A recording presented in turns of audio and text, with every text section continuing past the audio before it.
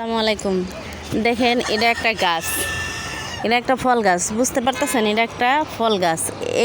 এটা হলো কিসের জন্য কথা বলতেছি, ডক্টর রিনোস এরকম একটা ফল গাছ। আমি যদি গাছটাই কাইটা ফেলাই তাহলে ফল খাবো কোথায় থেকে?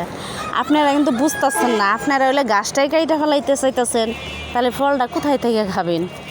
আর আপনার গোটা পৃথিবীটা এখন ডক্টর রিনোসের কথা শুনে আপনারা যে করতেছেন, ষড়যন্ত্র করতেছেন ডক্টর ইউনূসের জন্য।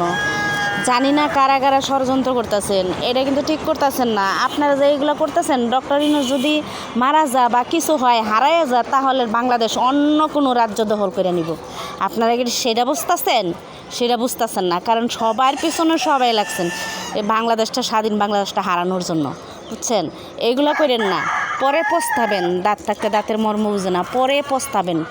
পস্তানোর আগেই আপনারা ডক্টর ইউনূসকে বাঁচান, নিজের দেশ বাঁচান, ঠিক আছে?